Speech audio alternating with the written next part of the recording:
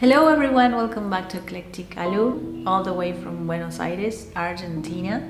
Thank you so much for being here today, for subscribing, liking my videos. That helps a lot with my channel growth and all that.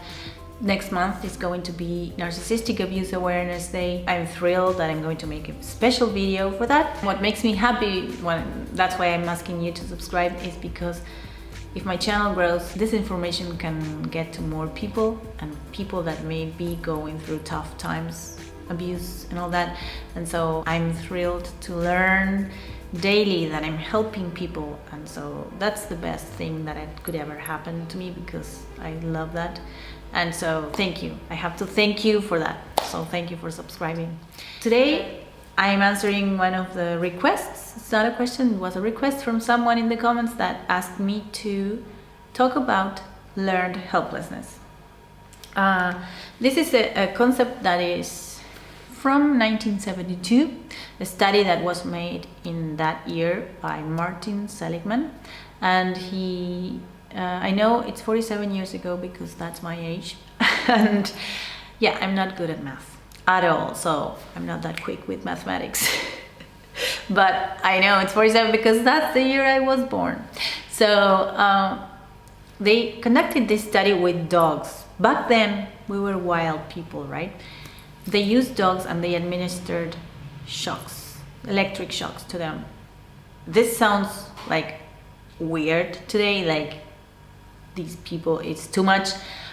But 1972, a different story. They administered systematic punishments to these dogs, and they found that the dogs ended up not responding.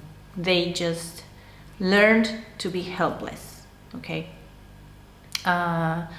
So this psychological technology that they found was used later on to treat things like functional depression, and was a very big thing in psychology, and it's applied to victims of abuse as well: physical, sexual, emotional abuse. In the case of narcissistic abuse, you see the victim that is like they don't do anything, they don't try anything else. They feel like there's nothing they can do to improve, they lose hope in their actions, in themselves, because everything that they try is not working. Because if you think about it, the electric shock of the dogs in this study is parallel or similar to the abuse a victim receives in a relationship. And for example, the gaslighting, the manipulations, the lies, the crazy making, all that is abuse. And so it could be physical and sexual as well, right? But we're talking about narcissistic abuse here. So the victim feels like there's nothing they can do to change, because everything they've tried didn't work, right? So it's the loss of control over the outcome. So if you do A in the normal world, B happens. But in these cases, with an abuser, if you do A, B doesn't happen, okay? If you talk to a normal person, and that person listens to you, and you come to a conclusion, and one person says, oh no, I don't agree, but I think this and that, and the other person, yes, I can hear you. The hearing part is very important. Malignant narcissists don't do that. They don't care, like psychopaths. They don't care about what you want, what you need, that's not a normal interaction. So that's abuse.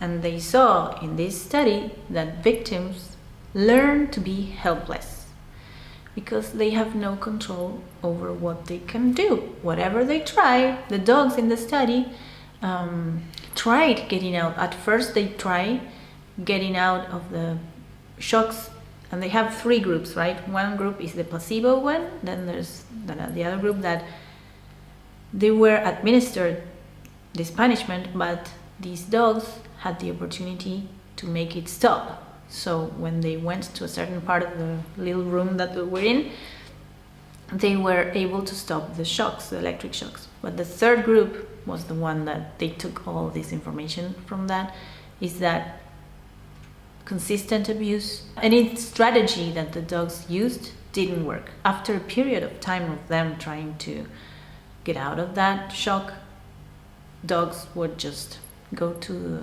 corner and stay there and get the abuse and receive the shock. That's what happens with victims of abuse when they're in the relationship and afterwards, because when the relationship ends, they have sort of, let's say, the cage is open and they can go and start their new lives. And in many cases, they don't, because they're used to the same thing that keeps replaying. When they tried before, nothing worked, so why would it work now, right? So they have to relearn. Therapists, we need to help them relearn what they knew, that if you do A, B happens, that they have control over their situation, of their life. And it takes a while, and the cure is in this study as well, and it said that it took a while for the dogs to, with the help of a trainer, to get them out of the cage with a long leash, and the first steps were harder. So if you are right there, right now, this is what's happened to you. Maybe that's why you feel so stuck, and so that you can't start, right? You feel like you need to do all these things, but you can't start, and that's what happens. It takes a while. With the help of a therapist, you will be better equipped to keep this going, right? Just start this, get your life back. And so